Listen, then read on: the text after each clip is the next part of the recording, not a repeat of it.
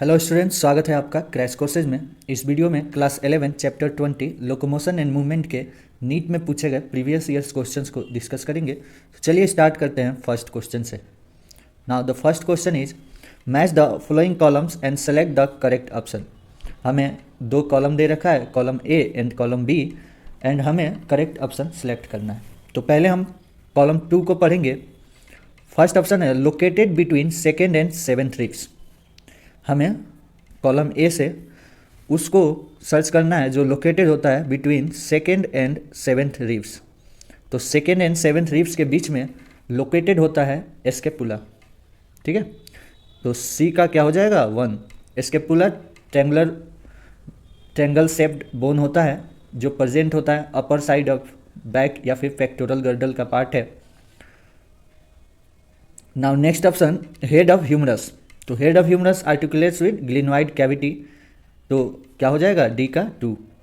वैसे ही third option clavicle, ये ज्वाइन होता है एक्रोमियन से, ठीक है, एक्रोमियन, तो बी का third.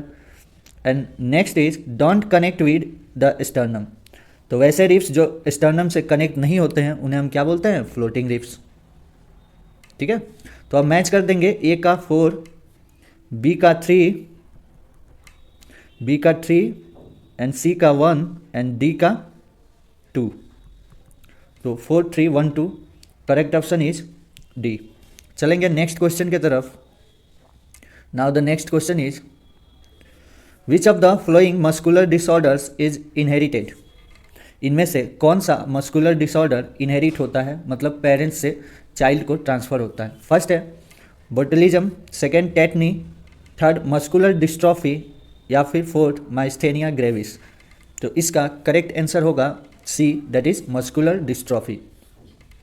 Muscular dystrophy X linked, muscular dystrophy क्या होता है, एक्स लिंक्ड रिसेसिव डिजीज है, एक्स लिंक्ड रिसेसिव डिजीज है जो कि जेनेटिकली ट्रांसफर होता है पेरेंट्स से चाइल्ड में।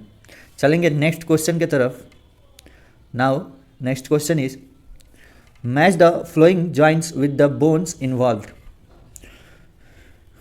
दो कॉलम दे रखे हैं, एक तरफ है जॉइंट के नाम और दूसरी तरफ है किन बोन्स के बीच में प्रेजेंट होते हैं। तो पहले हम कॉलम 2 को पढ़ेंगे। फर्स्ट ऑप्शन है between carpal and metacarpal of thumb. Thumb के कार्पल और मेटाकार्पल के बीच में कौन सा जॉइंट प्रेजेंट होता है, सैडल जॉइंट। तो 4 का क्या हो जाएगा 1। ठीक है, now second option is between atlas and axis. Atlas और एक्सिस के बीच में कौन सा ज्वाइंट होता है, पाइवट ज्वाइंट। तो 3 का क्या हो जाएगा 2। वैसे ही नेक्स्ट ऑप्शन है बिटवीन द कार्पल्स। कार्पल्स के बीच में कौन सा ज्वाइंट होता है, ग्लाइडिंग ज्वाइंट। ठीक है, ग्लाइडिंग ज्वाइंट, तो 1 का क्या हो जाएगा ऑप्शन नंबर 3। वैसे ही नेक्स्ट है between humerus and ulna. Humerus and ulna के बीच में कौन सा ज्वाइंट होता है, हिंज ज्वाइंट। ठीक है, तो 2 का क्या हो जाएगा 4। तो ऑप्शन एक बार मैच कर लेंगे 3 4 2 1, 3 4 2 1। तो करेक्ट ऑप्शन क्या आ गया, ए इज करेक्ट। चलेंगे नेक्स्ट क्वेश्चन की तरफ। Select the correct option. हमें करेक्ट ऑप्शन चूज करना है। फर्स्ट है there are 7 pairs of vertebrosternal, 3 pairs of vertebrochondral and 2 pairs of vertebral ribs. क्या ये करेक्ट स्टेटमेंट है? जी हाँ, करेक्ट है। कैसे?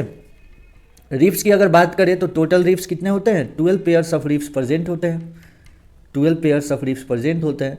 इनमें से 1 to 7 पेयर, ठीक है, मतलब आप कह सकते हैं 7th पेयर्स, ठीक है, 7 पेयर्स ऑफ रिब्स क्या होते हैं, डॉर्सल साइड में वर्टिब्री से ज्वाइंट होते हैं और वेंट्रल साइड में स्टर्नम से डायरेक्टली ज्वाइंट होते हैं।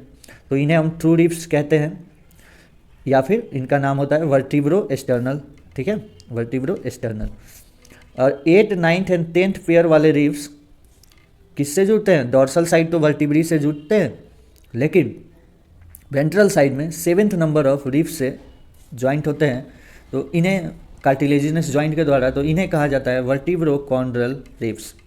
और वहीं जो 11th and 12th pairs of ribs हैं वो डॉर्सल साइड में तो वर्टिब्री से ज्वाइंट होते हैं, लेकिन वेंट्रल साइड में ना ही स्टर्नम से और ना ही किसी रिब्स से ज्वाइंट होते हैं, इसलिए इन्हें हम फ्लोटिंग रिब्स कहते हैं या फिर इन्हें हम वर्टिब्रल रिब्स भी कहते हैं। तो फर्स्ट ऑप्शन करेक्ट है। देखेंगे नेक्स्ट ऑप्शन को, B number option, 8, 9 and 10th pair of ribs sternum. क्या ये ऑप्शन करेक्ट है? नहीं। 8, 9 और 10th pair of Reeves articulate with 7th Reeves, ना कि स्टर्नम। स्टर्नम से डायरेक्टली ज्वाइंट नहीं होते हैं, वो ज्वाइन होते हैं 7th रीव्स से। वैसे ही नेक्स्ट ऑप्शन देखेंगे, 11th and 12th pair of ribs are connected to the sternum with the help of hyaline cartilage. ये भी रॉन्ग हो गया। 11th और 12th पेयर ऑफ रीव्स क्या कहलाते हैं? फ्लोटिंग रीव्स, क्योंकि ये स्टर्नम से कनेक्ट नहीं होते हैं और ना ही किसी रीव से, तो ये भी रॉन्ग हो गया। D option is, each rib is a flat thin bone and all the ribs are connected dorsally to the thoracic vertebrae and ventrally to the sternum. यहाँ तक तो करेक्ट था कि all the ribs dorsally thoracic vertebrae से join होते हैं, जबकि ventral side में सारे रीव्स स्टर्नम से ज्वाइन नहीं होते हैं। हमने पढ़ा 1 से 7th number Reeves directly joint होते हैं स्टर्नम से, बाकी पेयर ज्वाइन नहीं होते हैं, तो ये ऑप्शन भी रॉन्ग हो गया। तो करेक्ट ऑप्शन क्या हो गया? ए। चलेंगे नेक्स्ट क्वेश्चन पे। Calcium is important in skeletal muscle contraction because it. Calcium skeletal muscle contraction में इंपॉर्टेंट होता है क्योंकि यह binds to troponin to remove the masking of active sites on actin for myosin. तो calcium क्या करता है? ट्रोपोनिन से बाइंड होता है, ठीक है, और अनमास्किंग कराता है एक्टिन के एक्टिव साइट्स को, ठीक है, मायोसिन के लिए। तो जी हाँ, ये ऑप्शन करेक्ट है। सेकेंड ऑप्शन देख लेते हैं, activates the myosin ATPase by binding to it. नहीं, ये रॉन्ग है, एक्टिवेट नहीं करता है calcium. Third option is, detaches the myosin head from the actin filament. ये भी कैल्शियम का काम नहीं है। फोर्थ है, prevents the formation of bonds between the myosin cross bridges and the actin filaments. ये भी रॉन्ग है। तो कैल्शियम का जो रियल काम है वो क्या है? A option is correct. It's binds to troponin to remove the masking of active sites on actin for myosin. Next question पे चलेंगे। The pivot joint between atlas and axis is a type of. Atlas और axis के बीच में जो pivot joint present होता है वो किसका टाइप है? फर्स्ट है कार्टिलेजनस जॉइंट का, सेकेंड साइनोवियल जॉइंट का, थर्ड इज सैडल जॉइंट का, या फिर फोर्थ फाइब्रस जॉइंट का। तो इसका करेक्ट आंसर होगा B, that is synovial joint का। हम जानते हैं साइनोवियल जॉइंट का ही एक टाइप होता है पाइवट जॉइंट। नेक्स्ट क्वेश्चन पे चलेंगे। Next question is, out of x pairs of ribs in human only y pairs are true ribs. Select the option that correctly represent values of x and y and provide their explanation. तो पहले तो x का value find कर लेते हैं। Out of x pair of ribs मतलब total pair of ribs कितने होते हैं? टोटल पेयर ऑफ रिब्स होते हैं कितने? 12। ओके, तो x का वैल्यू क्या हो जाएगा? 12। Only y pairs are true ribs. y pairs are true ribs. कितने पेयर ट्रू रिब्स होते हैं? 7 पेयर। तो y का वैल्यू कितना हो जाएगा? 7। तो इसमें देख लेते हैं कौन सा ऑप्शन करेक्ट है। x12 y5 नहीं, x24 y2 नहीं, x24 y12 ये भी नहीं, x12 एंड y7 ये करेक्ट है। इसका एक्सप्लेनेशन देख लेते हैं। True ribs are attached dorsally to vertebral column and ventrally to sternum, ये करेक्ट है। तो करेक्ट ऑप्शन क्या हो गया? डी। नेक्स्ट क्वेश्चन पे चलेंगे। Next question is, name the ion responsible for unmasking of active sites for myosin for cross bridge activity during muscle contraction.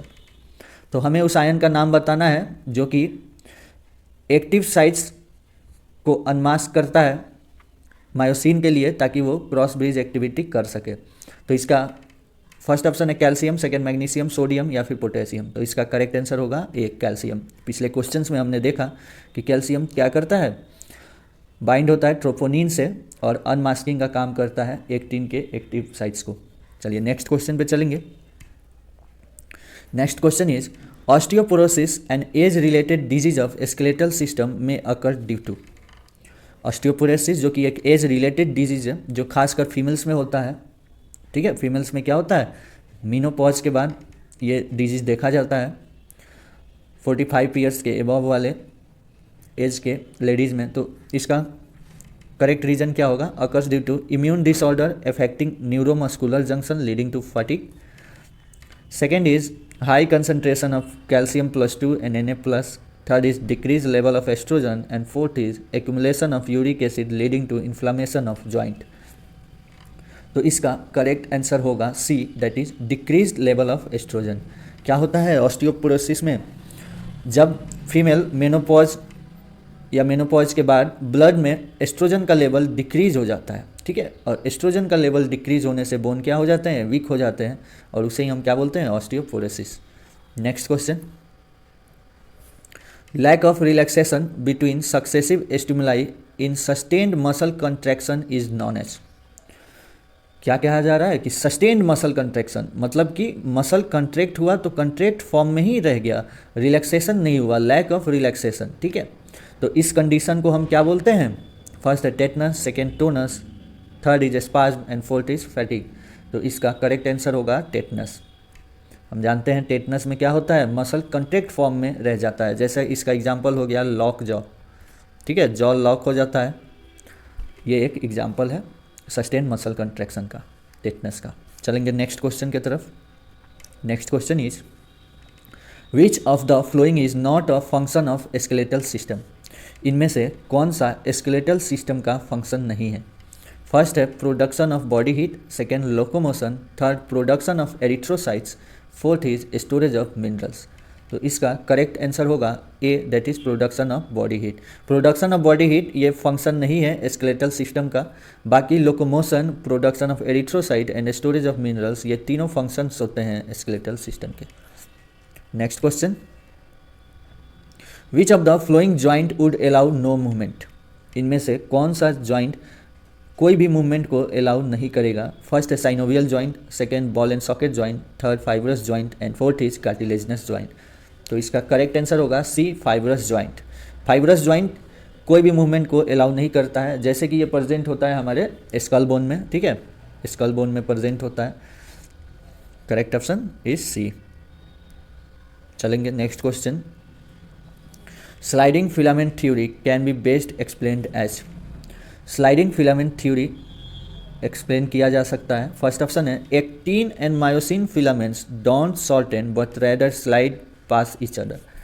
क्या ये करेक्ट है स्लाइडिंग फिलामेंट थ्योरी के लिए कि एक्टिन और मायोसिन फिलामेंट शॉर्टेन नहीं होते, मतलब छोटे नहीं होते हैं एक्चुअल में इनका साइज, लेकिन ये एक दूसरे पे स्लाइड करके पास होते हैं, ठीक है। तो जी हाँ, ये करेक्ट है। बाकी ऑप्शन देख लेते हैं। When myosin filament slide past each other, myosin filament shorten while actin filament don't shorten। ये रॉन्ग है, myosin filament short नहीं होता है। Third option is when myofilaments slide past each other, actin filament shorten। यहाँ भी wrong हो गया, actin filaments भी शॉर्ट नहीं होता है। ध्यान रहे, ना ही actin filament शॉर्ट होता है ना ही myosin, वो स्लाइड होते हैं एक दूसरे पे। Fourth option is actin and myosin filament shortens, ये भी रॉन्ग हो गया। तो करेक्ट ऑप्शन क्या हो गया, A, sliding filament theory can be best explained as is option A. Now the next question is glenoid cavity articulates। glenoid cavity किसको किसको ज्वाइंट करता है। फर्स्ट है क्लेविकल विद स्केपुला, थर्ड है ह्यूमरस, सेकेंड है humerus with scapula, third clavicle with acromion and fourth one is scapula with acromion. तो इसका correct answer होगा बी, ह्यूमरस विद स्केपुला। हम जानते हैं ग्लिनोइड कैविटी किसको आर्टिकुलेट करता है, ह्यूमरस को स्केपुला से। So thank you students. Next video में हम करेंगे और सारे क्वेश्चन प्रैक्टिस। सो अगर आपने अगर आपने चैनल को सब्सक्राइब नहीं किया तो सब्सक्राइब जरूर कर लें, और अगर आपको ये वीडियो पसंद आया हो तो लाइक और शेयर ज़रूर करें। थैंक यू, मिलते हैं नेक्स्ट वीडियो में।